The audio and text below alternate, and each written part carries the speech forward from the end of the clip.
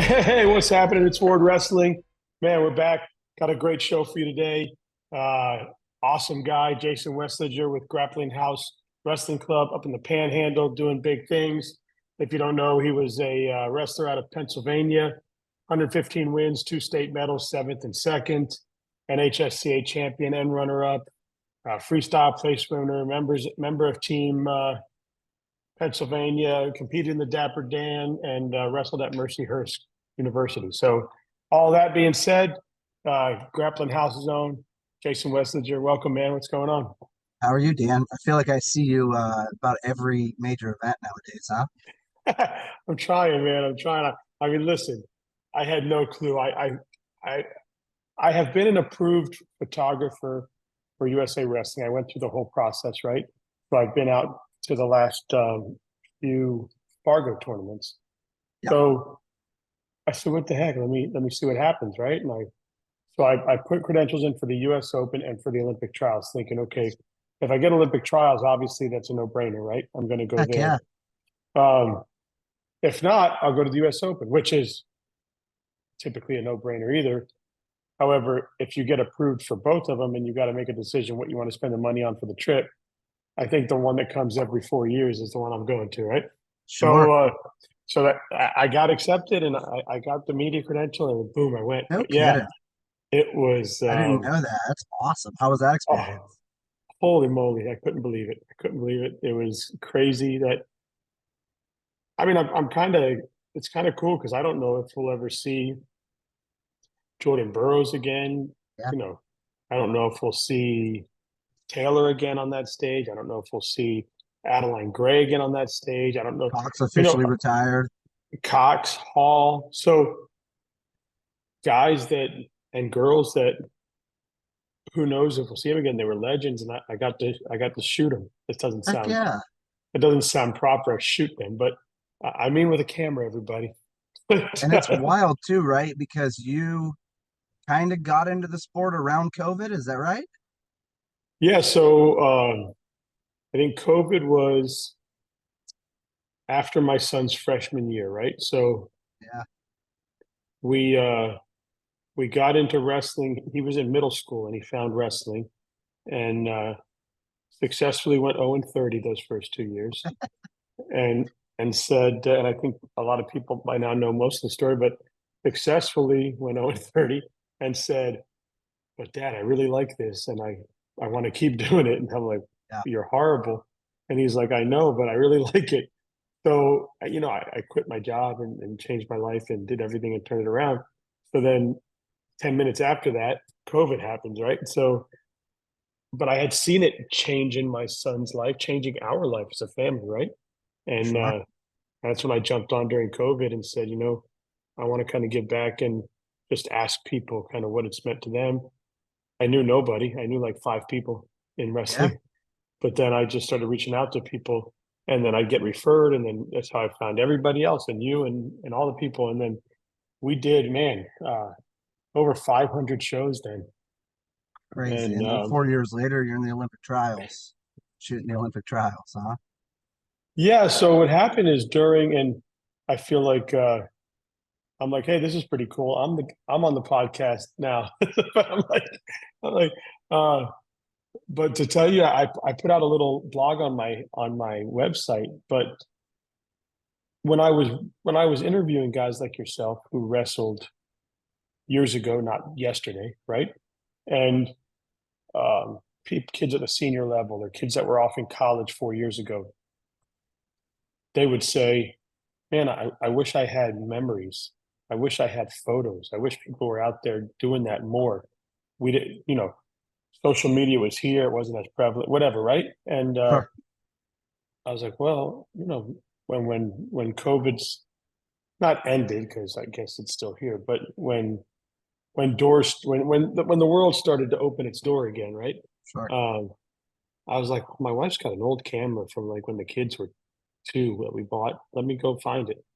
And I found it, and it was like a 2005 Nikon or something, right? Like I don't even know. And now that I know about cameras, I'm like, damn, that thing does nothing because the new cameras I can adjust, now that I know.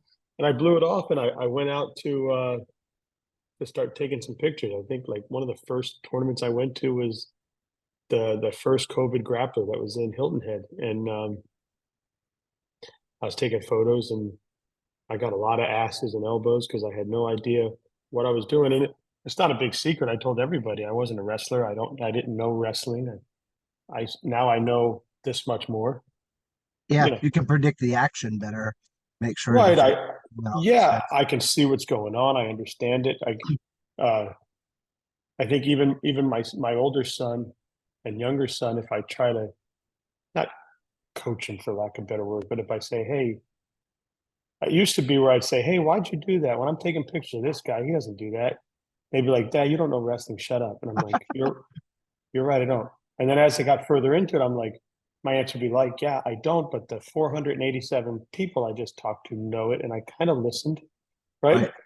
So that, and then as I got to like 10,000 photos, 50,000 photos, 100,000 photos, 200, you know, I was starting to see the action, right? And Hmm. now, of course, I can see when they have an underhook in, or they're getting ready to do a snap, or you can see where the hips are changing and the feet are getting in place, and I can see all that now for the most part. So that, yeah, that was why I grabbed the camera and started doing that. And then, you know, two wrestling seasons ago, towards the end of the season, I was like, hey, let me shoot some media days, and I got like 10 or 12 schools. And then last year, I got 40 schools to do media days, and wrestling clubs. I'm doing clubs. I've got Heck yeah. Oviedo's Wrestling Club has me coming in. I did their high school. I'm going into there at the end of May. I've got Steve up in uh,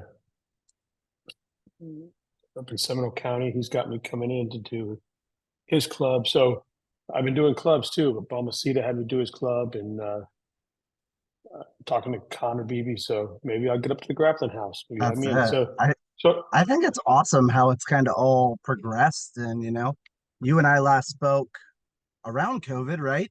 I mean, yeah, obviously, I've seen you at every tournament. And we've, chatted here and there and right. all those things. But heck, man, 4 years later, it's wild to see kind of how it's all Yeah, progressed and, and and how evolved. I had been, as I've been growing up, growing the media thing. I've been the last couple of years. I've been working for Spartan, so I'd go to Yeah, Spartan during the first half of the day, and then I'd get my appointments and work on that. And then, but through that whole time, I was always like, man, at some point I want to bring the podcast back because I really enjoy it, right? yeah, And and I've got different questions now. I understand wrestling more now. I know a lot of the people I'm talking to now, so it's a little bit different than before when I just had one purpose.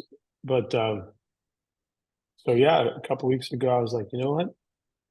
I'm gonna rip the band-aid off and do it. I've got some time now that I can fill, and boom, here it is. So we're on week two, and I think I did I don't know, five.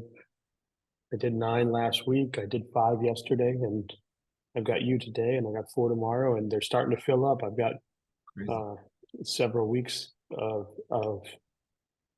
filled up stuff. And I think because I put my hours in the morning on Tuesday and Thursday, I think that's costing me to get a lot of people. So I may have to adjust, but Around. I just know in the afternoons a lot until my 14-year-old gets done with school in the afternoon. I'm committed to go get him and take him to club and do all that. So Sure. once he's out of school, I can add a few more times or something, or maybe add some nights, but we'll see. Like Yeah. last night, I had Ellis Coleman on at 7, and I had Kennedy Blades on at 9. So I was Nice. I was going to adjust my time slots for them, right? Like I was like, hey, you guys don't worry about my times. You pick the times. You get priority. You let me know. Yeah. I'll come on. I'll come on for you. So that was kind of what it was. But man, the Grappling House. I remember when we first, yeah, 2018. I think it was. I don't even think you were open a year when we talked uh, Um, back then. yeah, I think we talked right around COVID. I don't recall exactly, but actually the picture behind you is um how old we are. So the kid on the right, uh, or yeah, my right, Yeah. is the bigger guy is Sammy Passetti, who's a freshman in high school now. He was 9 in that photo, 10 Wow. maybe. He's a freshman in high school, and he was his high school's first freshman state qualifier in the history of their school. Wow, how cool is And that? so that was really cool. And then the little dude on the left is Harley. He just went to Poseidon this weekend and finished sixth, but in the Conci semis, he wrestled a really good PA kid and lost an ultimate ride out to get to the 3-4 match. That kid ended up third and Harley ended up sixth, but IOF third this year, Georgia State third this year. Like he's I think he was sixth in that picture. Like it's so wild to see how it's progressed. And That's awesome. And you're so remind me what part of the Panhandle you're in. so we're in Tallahassee. We're in the capital. Oh, so We're you're not close. quite Panhandle. Yeah, So we're you're like close. So you're close to Blackwell. so no, Blackwell's way out there. So we're about 3 hours from Blackwell. So the way it goes, I'm gonna kind of use my hand here. Like Tallahassee is here, and then about an hour and a half this way, you got Panama City, and then another Uh, hour and a half this way, right around the Alabama border, is Blackwell, which is Gulf Breeze. Niceville is out that way.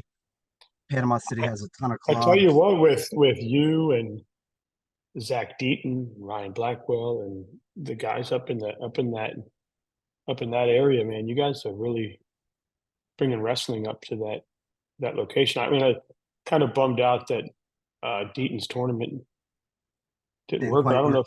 I didn't know if it was timing or if it was people um, Well, and so away. But that kind of gets to something I wanted to talk about a little bit is that freestyle is in its infancy over here, and so our club really committed. So last year, let me back up. So I wrestled freestyle from the time that I wrestled folk style. Like that first year, I got into freestyle, and they were just different seasons, and I always did both, right?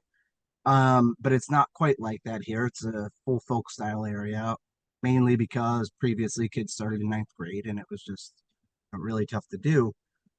Really tough to just start in ninth grade and get good at folk style. So why dabble with freestyle as well? Let's just get really good at folk.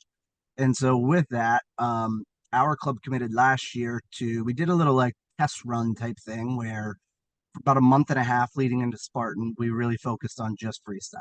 Right after the last little state tournament, we transitioned, but it was a bridge season. We went into Spartan and we realized that the kids that had been training it for a long time, we could hang with them on our feet. We could not hang with them in parterre, and so we really needed to focus more on it this year.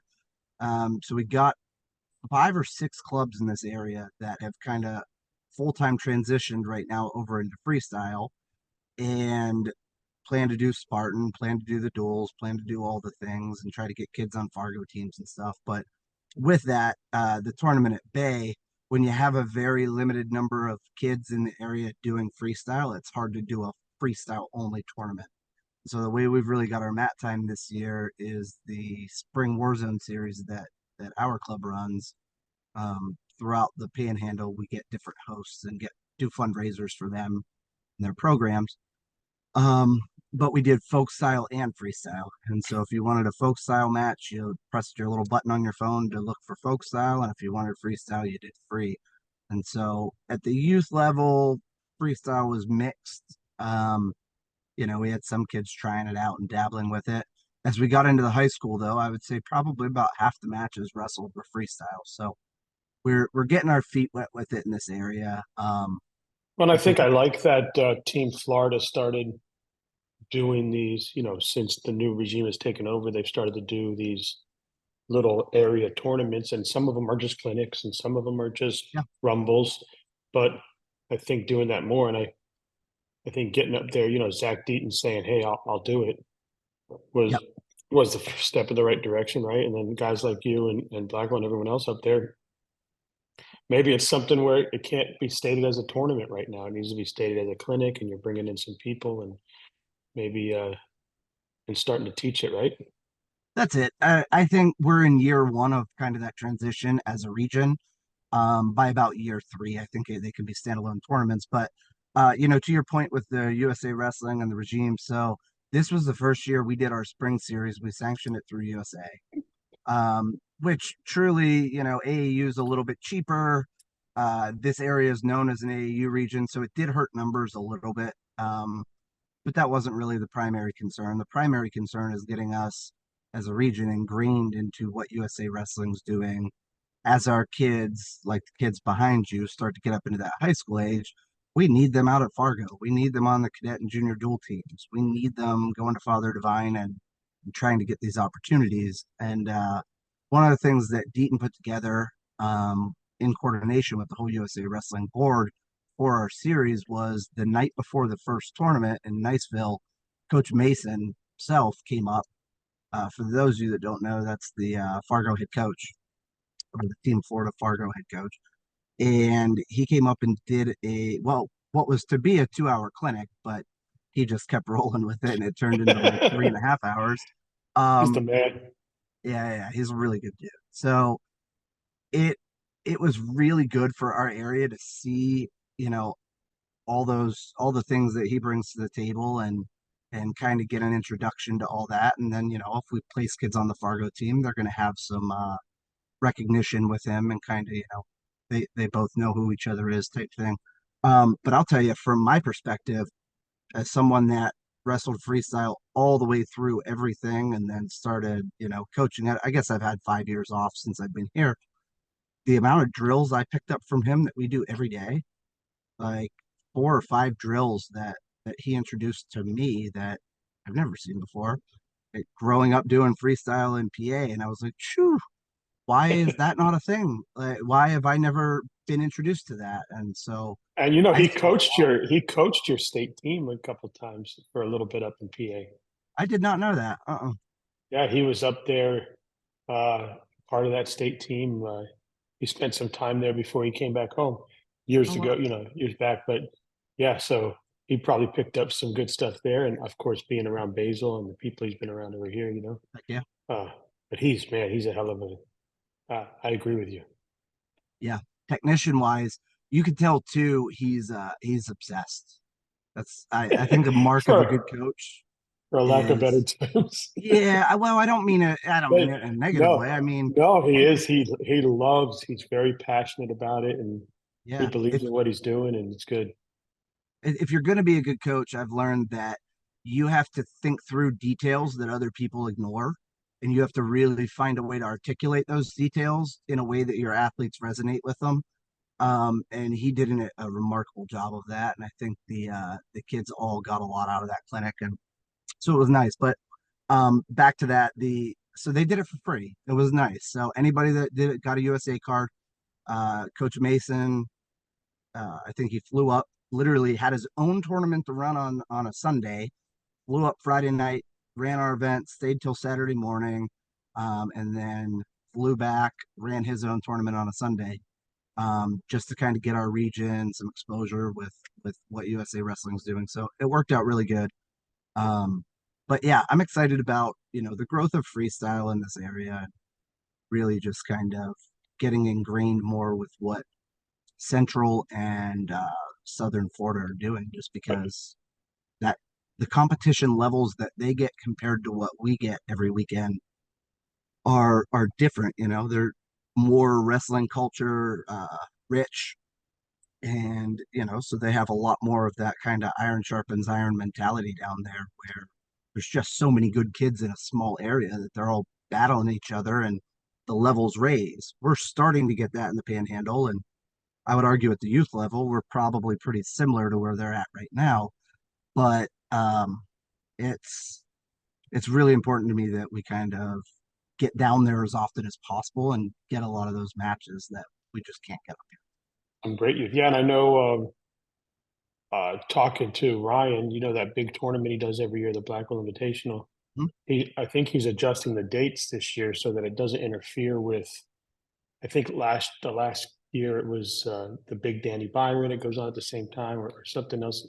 Big tournaments that were happening at the same time. So I know he said he's sliding it a little bit to be able to get more people the opportunity to come up and kind of experience all that. But yeah, so I mean, it's great what everybody's doing from you and Deaton and Blackwell and getting Bird up there was huge.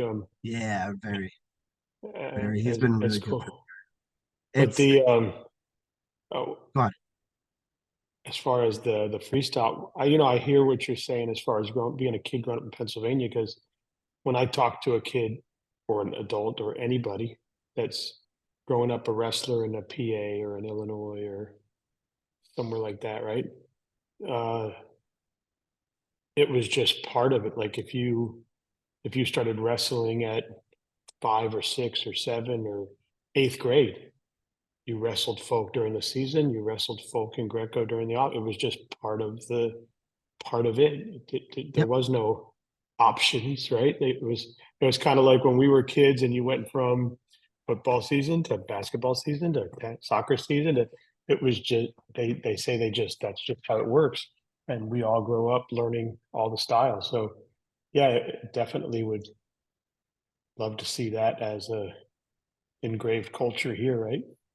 Yeah, I've said this a million times, and I'll repeat it. It's just the biggest difference between some of the northern states that are known as the traditional powers and Florida or Georgia or Alabama. It's not the talent of the top kids; it's the depth. It's the fact that you know we have a couple state champions here who are absolutely dominant. They would go to PA, and there would be six of them all fighting for the state title.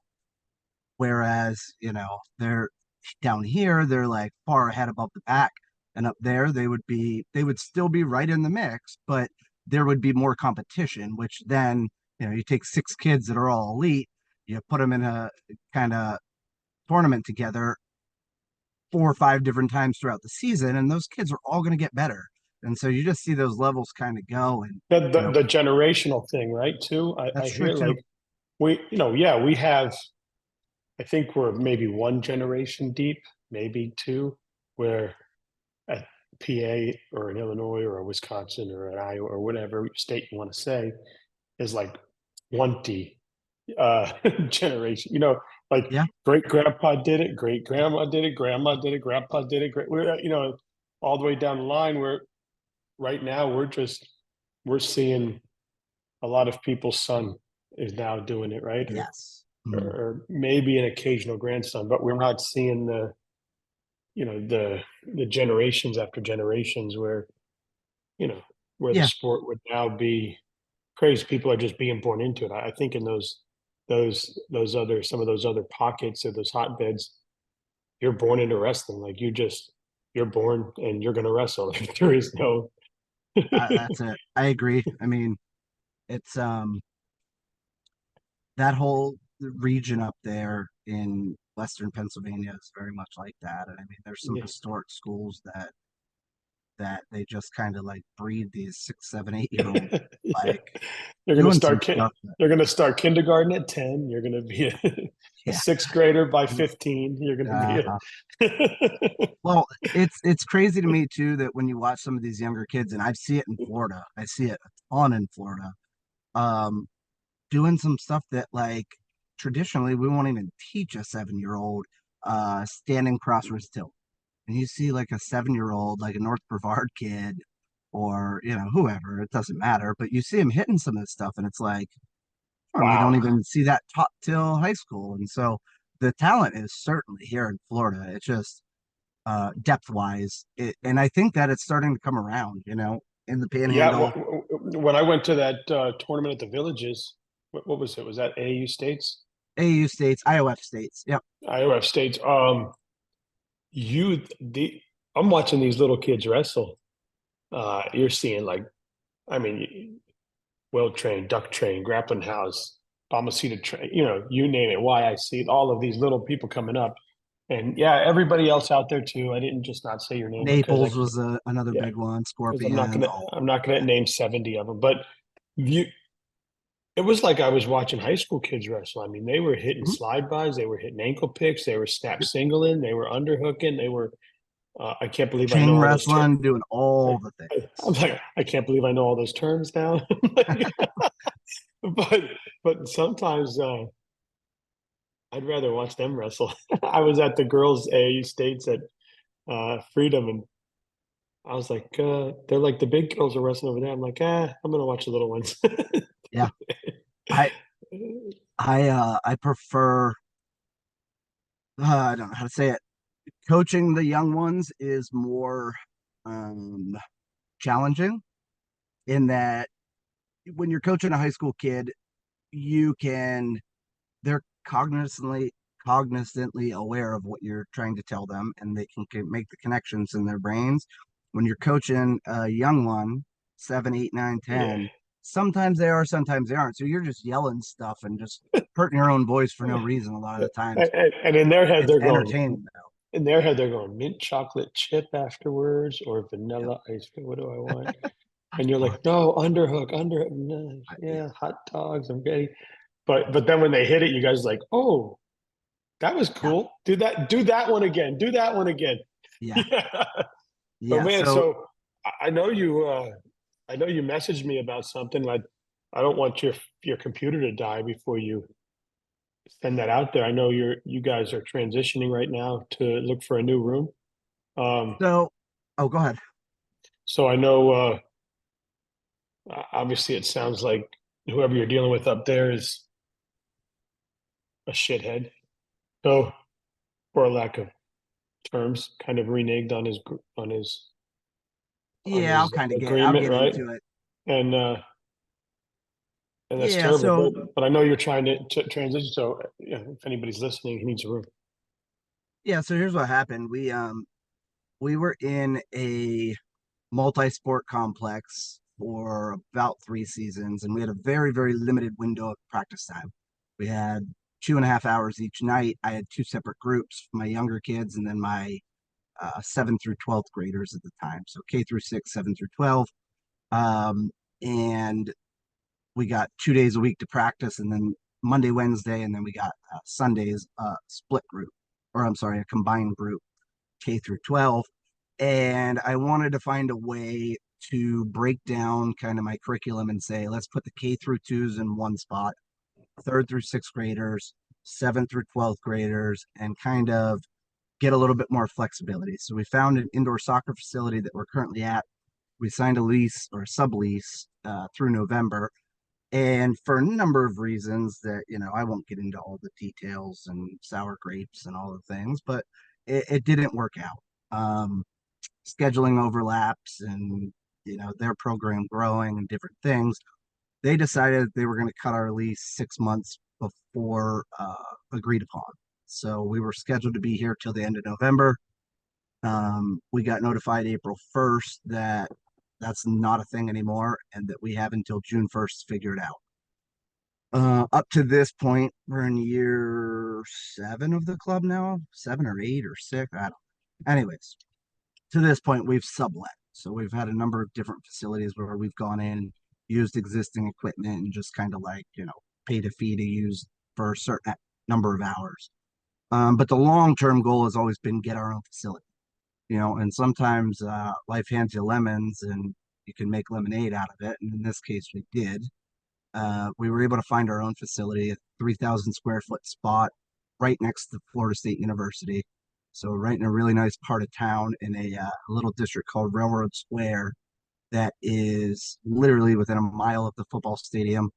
Um, Tons of different shopping outlets and, restaurants and all kinds of cool stuff Oh, wow. around. So you found a place already. We did. So we found the Oh, good for place. you. I Yeah. wasn't So we aware found the because I place. We know. signed the lease. We officially move in. I get the keys on May 15th, and then I have 2 weeks to hurry up and turn around, the renovations that need done, and we have to get wall mats in, and got to get parent seating. It doesn't have an air conditioner, so we got to figure that out. And so what we did is we put out a crowdfunding, and I don't. I was very, very uncomfortable putting out a crowdfunding in that, I've always kind of like you just figure it out and roll with what comes. But in this case, I've got 4 children. You can see my car seats in the back there. 3 of them are under 5 years old, and we've got a lot of normal life expenses and things like that. And this kind of hit me out of the blue. Traditionally, if my plan was to end my lease here in November and then in December move to my own facility, we would start saving individually now so that when that time came, we were good. With very, very short notice, it was like, well, we got to figure it out fast. And so shout out to the Grappling House parents and the wrestling community as a whole. I mean, one of my parents owns an HVAC company and has donated a 5-ton unit to us. He's going to install it for us. I have another parent who's an electrician who's going to run the electric. People have donated TVs for film review. People have donated a sound system, so we have it. People have donated equipment. We put a goal out there for $3,500 to essentially cover the price of wall mats and seating that we need and a little bit of the renovations. And to date, I think we've got like $2,400 covered. But we did our crowdfunding a little different, where it's not so much just, hey, give us money, we want to use it for this. I did all future services. So if you want to come to our camp, it's normally $300 for a spot at the summer camp. Give us the money early, and it's $250. We did private lessons are normally $75 an hour. We did max, I think 4 per kid, can do them at $45. But give us the money now so that we can get this facility built, and then we'll hit those once we get to the new building. We did that for memberships. We did that for we have a little movie night that we can put together for families to come in and lay down on the mats and relax and watch a movie on the projector for $100. There's a whole ton of different options, but I didn't want it to be like a please give us money. I wanted it to be more of like, we will make it right with you for your generous donations, and we're going to make sure that you get something out of anything that Yeah, you do. and just kind of pre-sales, right? Pre-sales. That's it. Yeah. It's Well, it's that's gone awesome. So well. I'm Parents have glad you stepped found up a to the place. plate. Are you by the Florida State Wrestling Club? So the Florida State Wrestling Club is, yeah, I mean, we'll be by it. We're Yeah, kind of, the stadium is a little bit down from actual campus, and so we're going to be down, in that yeah. the art Those district area. But those guys seem to do a good job. they do. Coach Simmons is good people. I like him a lot. You get a little funder. You get a little funnel club with Grappling House to Florida State. For sure. Well, what's been nice too is we there's so many kids, and I'm sure you can imagine that because there aren't a ton of wrestling opportunities post high school in the area, which that's growing, but a lot of them just go to Florida State and they're just normal college kids, but they also are 3-time state champions or 4-time state place winners, or they have a ton of wrestling knowledge that is just kind of hanging out there. We've done an okay job of getting some of those kids to come into our room, but being right there next to Florida State will be, I think we'll get a lot more of them in. And then, we've got some kids that are in the Panhandle. Uh, Mercado from North Bay, is his mother let me know he's coming to Florida State next semester, and I'm already putting the wheels in motion to get him in my room full time just to come help us out. And we'll hire him and give him some college kid money to be in the room and helping our kids. But those connections can't hurt being that close to get quality kids that have been there and done that and that can relate to athletes that age a lot better than Yeah. Well, and 40-year-old even coach can. you could probably bringing Simmons in to do a clinic with the kids and For sure. uh, things like that. That's awesome. Well, man, I'm glad to hear that. I'm glad that you found a spot. I know the last time we talked, you were searching Yep. because of that whole thing that happened there, and well, that's a shame. Well, before we wrap it up, where are we going to see you next? I think you had mentioned Spartan. Well, Yep. Father Divine this weekend, right? So I will not be at Father Divine. We were supposed to have a few kids go, but I don't know that we're going to make it. It's just such a drive for us, and with everything going on, and with the new facility and family life and all that stuff. Um, Traditionally, May, June, July is my kind of like settle down and don't go to a ton of tournaments. However, we may have a few kids there, but our next big thing is FAWA State / Spartan on the June 1st, June 2nd. We are taking a good bit of kids over to try to get a spot on the Fargo team, and then we have an entire girls dual team. Actually, we're Nice. taking two this year. So last year we did Spartan with one team, and then we did Deep South with one girls team. This year, interest really went up for it, and so we're taking two teams. I think we need like 2 or 3 spots. Um, Called the Not Plain Janes. We finished 4th last year, lost in the semis by 3 points or so, and so we got a whole bunch of girls with a lot of experience and a lot of combined state titles that are either on my team or very close to this Panhandle area for the most part.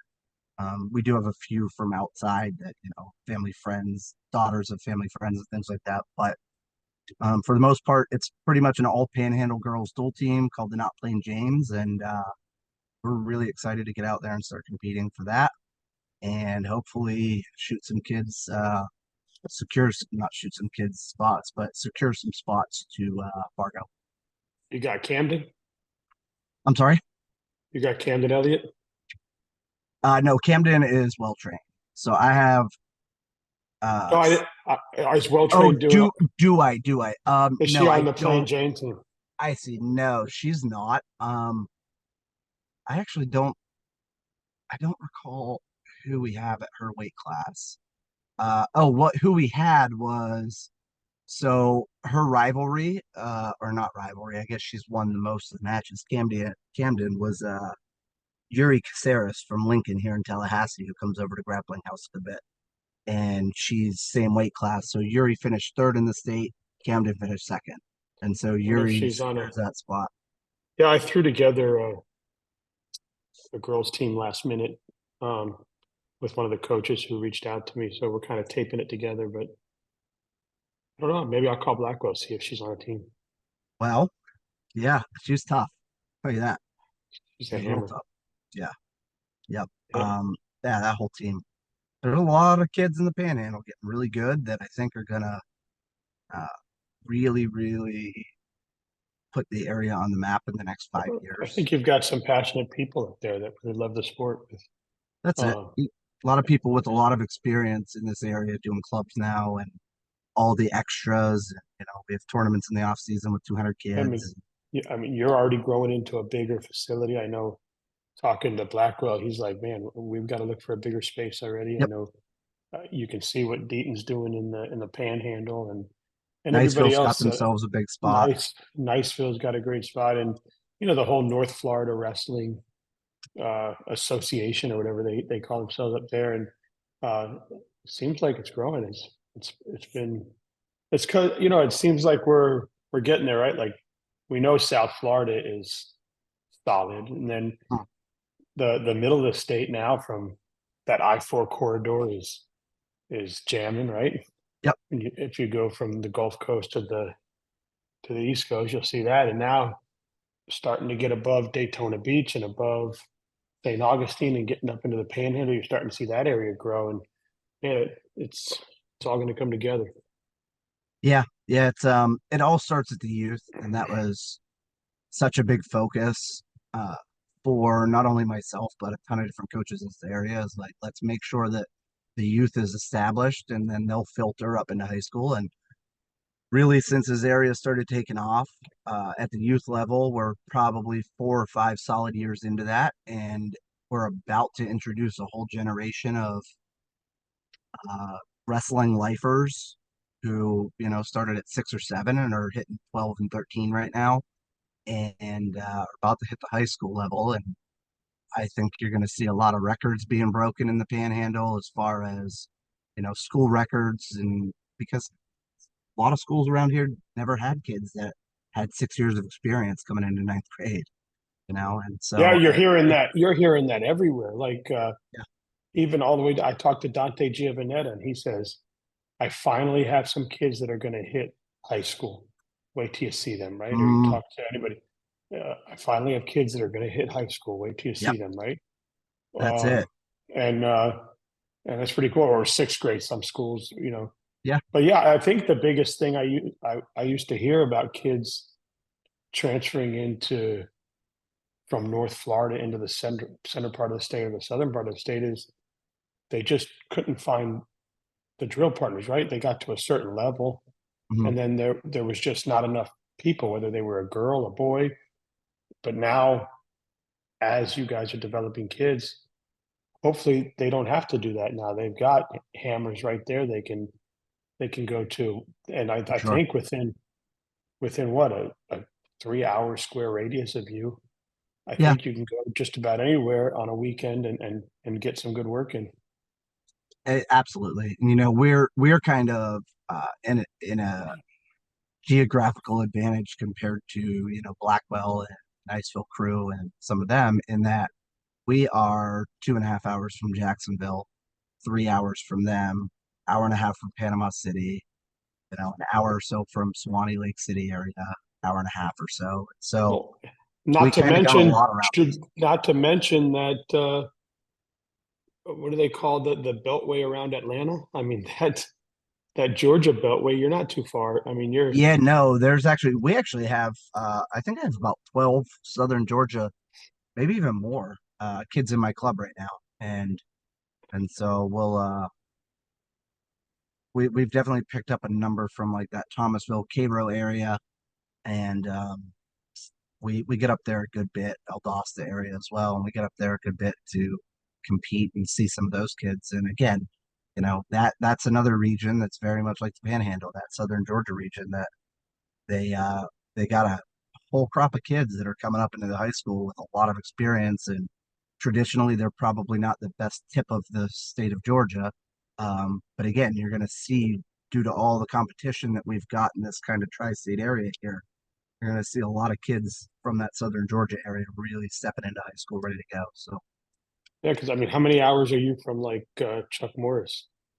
I'm sorry, How many hours are you from Morris Fitness? where's he located again? I forget He's exactly. right outside of Atlanta. Oh wow, that's a bit of a drive. He's about 4 hours then.